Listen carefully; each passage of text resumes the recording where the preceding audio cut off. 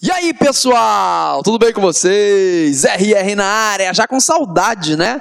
Bom demais revê-los para a gente continuar o nosso bate-papo do tema de remuneração e salário, que é um tema que, de fato, é um tema grande, claro, é um tema que a gente vai extrair várias questões de prova, sem sombra de dúvida, então é um tema que tem que ver com muito detalhe. E como a gente tem uma carga horária fantástica, a gente pode ir tranquilo revendo todos esses pontos. Beleza? Fechado? Tá comigo? Então vamos lá. Agora não esquece, nosso combinado. Dá uma pausa aí, pega a sua CLT, ou o seu VAD, ou seu bloco, pega o seu bloco de notas, suas canetinhas, o que for, e vambora. Vamos lá. Se entrega que hoje é dia de estudar direito ao trabalho, é um dia animado, motivado. Se tiver chateado, desliga. Vai estudar constitucional, administrativo, processo civil. Eles não me ouçam, né? Mas trabalho é para um dia alegre, feliz, como tem que ser. Vamos lá, vamos então seguir aqui no tema de remuneração e salário e vamos falar um pouquinho dos adicionais salariais. Preste atenção, quando a gente fala em adicionais salariais, a gente tem que lembrar de um detalhe. No curso do contrato de trabalho, existem algumas situações, podem surgir algumas situações peculiares em que o empregado vai trabalhar em algumas situações desgastantes, prejudiciais à sua saúde, como um trabalho noturno, por exemplo, né? A gente sabe que trabalhar à noite é prejudicial, como trabalhar com uma atividade insalubre, uma atividade perigosa e por aí vai, ou até prestar horas extras, trabalhar além da jornada normal. Então, essas situações, elas sem dúvida, elas são muito prejudiciais ao empregado.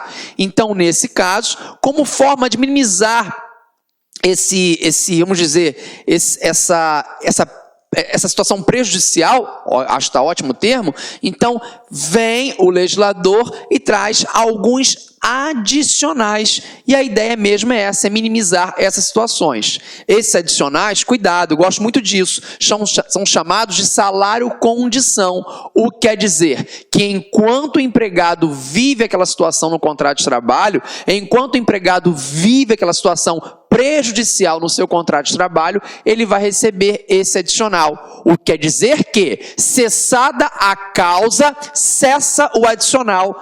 Ah, Renzete, então eu posso falar que não existe direito adquirido à percepção desses adicionais? Perfeito, e não existe mesmo. Cessada a causa prejudicial, cessa o pagamento do respectivo adicional. O adicional que a gente vai começar a falar é o adicional de hora extraordinária. Nós já conhecemos, nós já sabemos qual é a jornada legal. A jornada legal, a jornada constitucional, ela está prevista no artigo 7º, inciso 13 da Constituição Federal, que diz que eu vou fazer jus ao adicional de horas extraordinárias se eu trabalhar além da 8ª hora diária e 44ª semanal. Então, por exemplo, a minha hora normal, ela vale R$10. Se eu hoje vou ficar aqui no Mastro Tribunais 1 hora a mais, eu vou receber pelo menos R$15 por essa hora. Então, esse é o adicional de hora extraordinária previsto no artigo 7º, inciso 16 da Constituição Federal, que é de no mínimo 50% da hora normal. Então, o adicional de horas extraordinárias, ele vai ser no mínimo de 50%. E lembrando, vale lembrar, as horas extras, se pagas com habitualidades, refletem as demais verbas trabalhistas. A hora extra tem natureza, o adicional de horas extras, melhor dizendo, ele tem natureza salarial. Isso quer dizer que se eu prestar horas extras com habitualidade, isso vai incidir, reflexos nas demais parcelas de natureza salarial, tais como descanso semanal, 13º, férias, mais o terço constitucional, FGTS, aviso prévio e por aí vai. Agora tem que ser um detalhe. Eu disse a você, acabei de falar, que esses adicionais, eles são chamados pela doutrina majoritária de salário-condição. O que quer dizer que, cessada a causa, cessa o adicional, não existindo direito adquirido à percepção desses adicionais. Mas atenção, toma muito cuidado com um detalhe. Cessada a causa, cessa o adicional. Beleza. Só que vem o TST e fala o seguinte, para as horas extraordinárias, o papo não é bem assim. Quero dizer, se você trabalha com uma atividade insalubre, se você trabalha num período noturno, cessada a insalubridade ou cessada a causa do trabalho noturno, cessa o adicional. Então você volta a trabalhar para o diurno, sem o adicional noturno de 20%, se você é urbano. Você volta a trabalhar numa atividade salubre e cessa o adicional de salubridade e por aí vai. Mas em relação às horas extraordinárias, vem o TST e fala o seguinte, pera lá, alto lá. A gente sabe que hoje, a grande realidade, ainda mais no nosso momento de crise que a gente se encontra no Brasil, tem muitos empregados que estão na fila pedindo, se tiver horas extras, estou dentro, tem que ganhar mais algum para fechar, para complementar a minha renda mensal. Isso é um cenário clássico do Brasil, sem sombra de dúvidas. Então vamos imaginar que você é um empregado que presta que você presta durante 3 anos já horas extras. Há 3 anos você vem trabalhando além da 8ª diária e 44ª semanal. É um dinheiro que já está inserido no seu orçamento? Claro que está. Se durante 3 anos eu já venho prestando horas extras, eu já conto com aquele valor. Ele está bonitinho no meu orçamento. Então ele vai servir para pagar um curso para um filho, para fazer uma viagem. Não me importa, ele já está no meu orçamento. Então vem o TST e diz, se o empregado presta horas extras com habitualidade, e aqui o TST foi muito feliz, porque ele me fala o que é essa habitualidade, durante pelo menos 1 ano, se o empregador reduzir ou suprimir as horas extraordinárias, vai ter que indenizar o empregado. Indeniza como, RR? No valor correspondente a 1 mês por ano que ele faz horas extras, ou fração igual ou superior a 6 meses. Ou seja, no meu exemplo, ele não fez horas extras durante 3 anos? Fez. O empregador fala que acabou as horas extras. Tá bom, não há direito adquirido? Não. Direito adquirido à percepção adicional? Não, não há. Agora, se foram 3 anos fazendo horas extras, para cada ano ele recebe 1 mês. Então, nesse caso, o empregado fará jus a 3 meses de indenização. Agora veja, para cada ano ou fração igual ou superior a 6 meses. Se foram 3 anos e 5 meses, recebe quanto? 3 meses de indenização. 3 anos e 6 meses, 4 meses de indenização. Para cada ano ou fração igual ou superior a 6 meses, eu vou computar como se fosse um ano cheio. Não esquece disso, é o único adicional que a gente tem que saber para a nossa prova que vai gerar aí uma indenização. Na tela, súmula 291 do TST que diz assim: a supressão total ou parcial pelo empregador de serviço suplementar prestado com habitualidade. O que é habitualidade, TST? Durante pelo menos 1 ano, assegura ao empregado o direito à indenização correspondente ao valor de 1 mês das horas suprimidas, total ou parcialmente, para cada ano ou fração igual ou superior a 6 meses de prestação de serviços acima da jornada normal. O cálculo observará a média das horas suplementares nos últimos 12 meses anteriores à mudança, multiplicadas pelo valor da hora extra do dia da supressão. Atente-se bem a isso, atente-se bem aí a essa realidade. Pois bem, vencido então esse adicional de horas extras, vamos falar um pouquinho do adicional noturno. Quando a gente fala em adicional noturno, aí é bem recordar, é viver para a gente.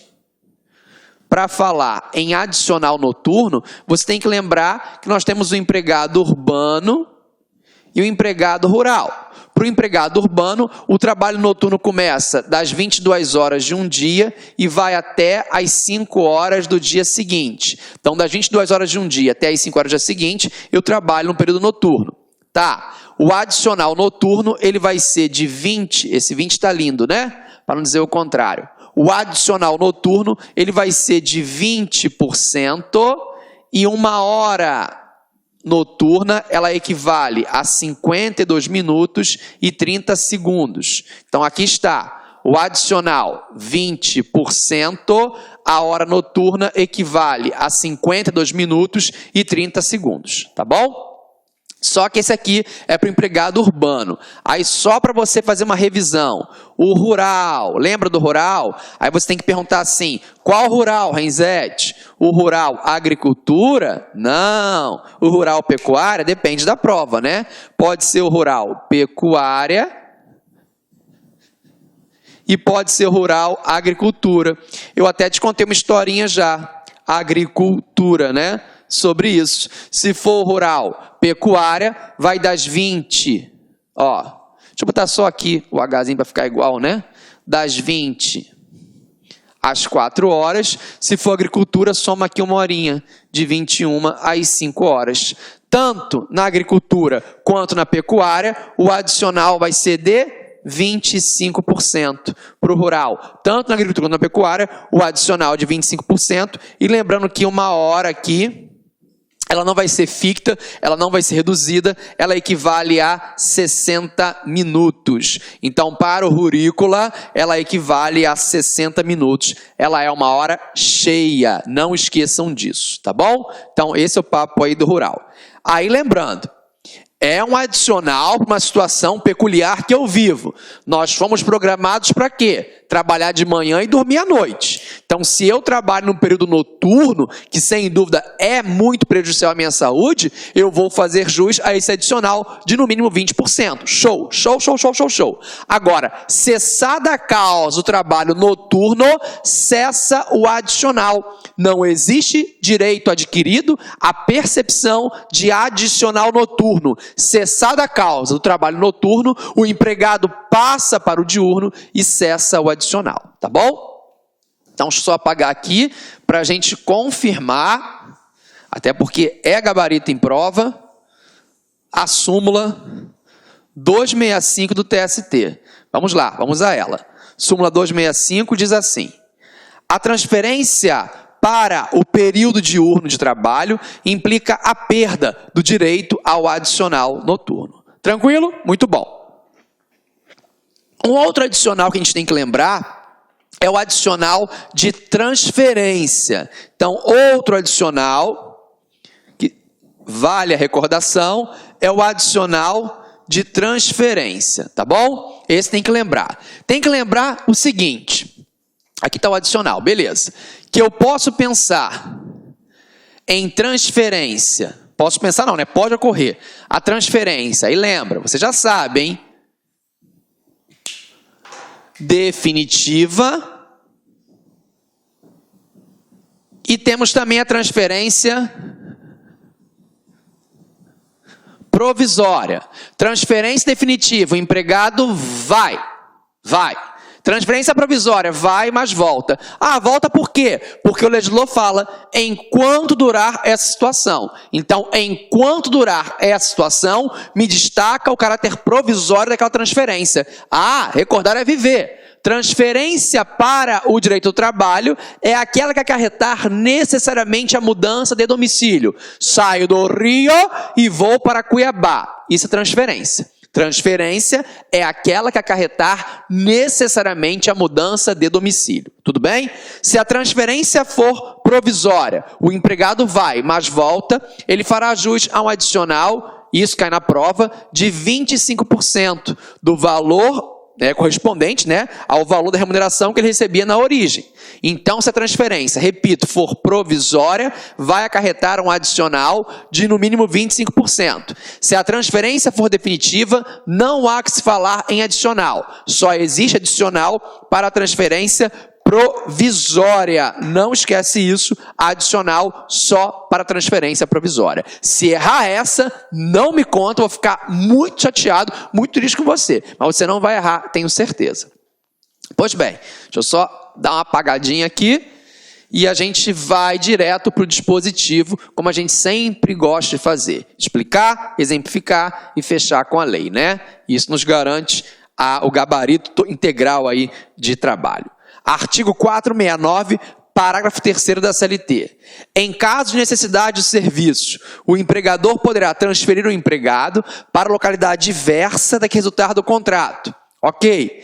Não obstante as restrições do artigo anterior, mas nesse caso ficará obrigado a um pagamento suplementar nunca inferior a 25% dos salários que o empregado percebia naquela localidade, enquanto durar essa situação. Enquanto durar essa situação, destaca o caráter provisório desse adicional. Atente-se bem a esse detalhe, tá bom?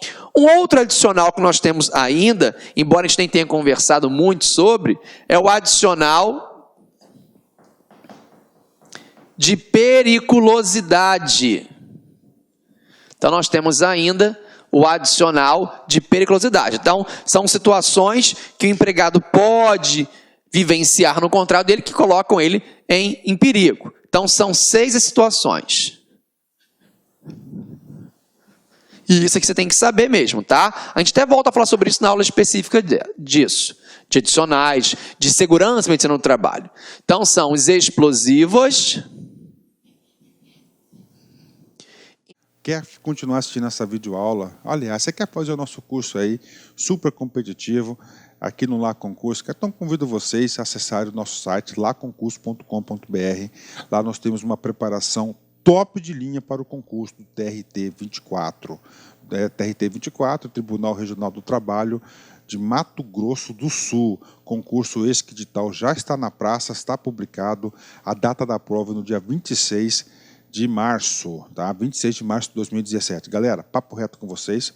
Esse nosso curso não é um curso qualquer, tá? Esse é um curso altamente competitivo. Você pode pesquisar, você pode procurar o trabalho dos nossos grandes professores na internet e você vai chegar à conclusão seguinte, que aqui no Lá Concursos é o melhor custo-benefício do mercado. Nós aqui do LAC, nós temos 3 cursos para o TRT 24. Primeiro, o curso de analista judiciário, área administrativa, tá? Um curso altamente competitivo, porque o professor Luiz Antônio é professor de administração e aquela parte de conhecimentos específicos na área de administração pública, vocês podem ter certeza que o professor vai fazer uma grande preparação para vocês gabaritarem.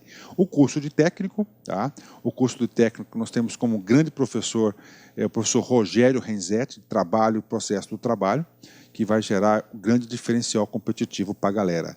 Tá certo, meus amigos? Ó, detalhe, 10 de 25 cada um dos cursos, ou se você quiser os dois, o combo aí por apenas 10 mensalidades de R$ 32,00, um curso completaço.